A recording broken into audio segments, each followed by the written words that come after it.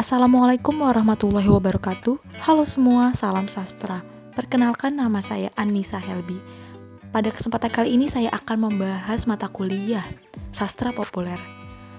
Teman-teman sudah ada yang tahu belum apa saja yang termasuk ke dalam jenis-jenis sastra populer? Mari kita simak. Apa itu sastra? Sastra berasal dari bahasa Sanskerta yang artinya tulisan atau karangan. Jadi, karangan sastra dapat dikatakan sebagai segala tulisan atau karangan yang mengandung nilai-nilai kebaikan dan keindahan yang ditulis dengan bahasa yang indah. Ada beberapa fungsi sastra, satu di antaranya untuk mengomunikasikan ide-ide dan menyalurkan pikiran dan perasaan dari pembuat estetika manusia. Sebagai seni bahasa saja, akan tetapi suatu kecakapan dalam menggunakan bahasa yang berbentuk dan bernilai sastra. Di sisi lain, ada beberapa jenis karya sastra yang populer, terutama di Indonesia. Yang pertama ada puisi.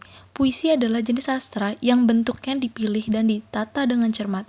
Hal itu untuk mempertajam kesadaran orang mengenai pengalaman serta membangkitkan tanggapan khusus lewat bunyi, irama, dan makna khusus. Oleh karena itu, kejelasan sebuah puisi sangat tergantung pada ketetapan pengguna kata serta kepaduan yang membentuknya. Puisi dibedakan menjadi dua, yaitu puisi lama dan puisi baru.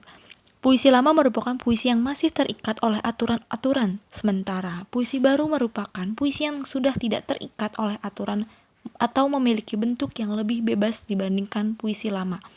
Salah satu karya dan para penulis puisi ada Taufik Ismail, puisinya berjudul Malu, Aku Jadi Orang Indonesia. Ada juga puisi Pelo oleh Wiji Tukul dan Hujan Bulan Juni oleh Sapardi Djoko Damono, dan masih banyak lagi karya dan para penulis puisi. Yang kedua, prosa. Prosa adalah satu di antara bentuk dari karya sastra yang berbeda dengan puisi. Namun, banyak yang beranggapan keduanya merupakan karya sastra yang sama. Prosa juga merupakan karya sastra yang disusun dalam bentuk cerita atau narasi. Prosa pada umumnya merupakan cangkokan dari bentuk monolog dan dialog. Bahasa prosa dekat dengan kehidupan sehari-hari. Dengan kata lain, prosa atau fiksi adalah karangan yang bersifat menjelaskan secara terurai mengenai suatu masalah, peristiwa, dan lain-lain. Ketiga, novel. Novel merupakan suatu bentuk karya sastra yang berbentuk prosa, yang memiliki unsur intrinsik dan ekstrinsik. Kata novel berasal dari bahasa Italia yaitu novella, yang berarti sebuah kisah atau cerita. Penulis yang menulis sebuah novel disebut sebagai novelis. Isi novel lebih panjang dan lebih kompleks dari isi cerpen, serta tidak mempunyai batasan struktural dan sajak. Sebuah novel biasanya menceritakan atau menggambarkan tentang kehidupan manusia yang berinteraksi dengan lingkungan dan sesamanya. Di dalam sebuah novel, biasanya pengarang berusaha semaksimal mungkin memberikan arahan kepada pembaca untuk mengetahui pesan tersembunyi seperti gambaran realita kehidupan melalui sebuah cerita yang terkadang di dalam novel tersebut. Salah satu contoh novel dari karya dan para penulis seperti yang saya tampilkan, novel Siti Nurbaya oleh Mara Rusli, novel Laskar Pelangi oleh Andrea Hirata, novel Di Tepi Kali Bekasi oleh Pramoedya Anantatur, serta masih banyak lagi karya dan para penulis dari novel. Keempat, roman. Merupakan cerita panjang tentang kepahlawanan dan percintaan. Istilah roman berkembang di Jerman, Belanda, Perancis, dan bagian-bagian Eropa daratan yang lain. Ada sedikit perbedaan antara roman dan novel, yakni bentuk novel lebih pendek dibanding dengan roman, tetapi ukuran luas unsur ceritanya hampir sama. Adapun salah satu contoh roman yang saya tampilkan yaitu Tenggelamnya Kapal Van der Wijk yang ditulis oleh Hamka. Yang kelima, cerita pendek. Merupakan bentuk karya sastra berupa prosa naratif yang bersifat fiktif. Isinya tidak lebih dari 10.000 kata. Cerita pendek juga disebut sebagai cerpen.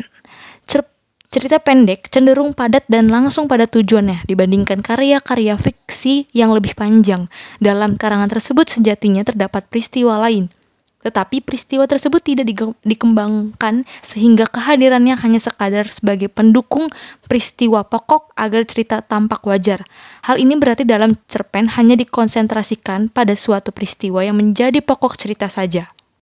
Salah satu penulis cerita pendek yang saya tampilkan yaitu ada Ali Akbar Nafis.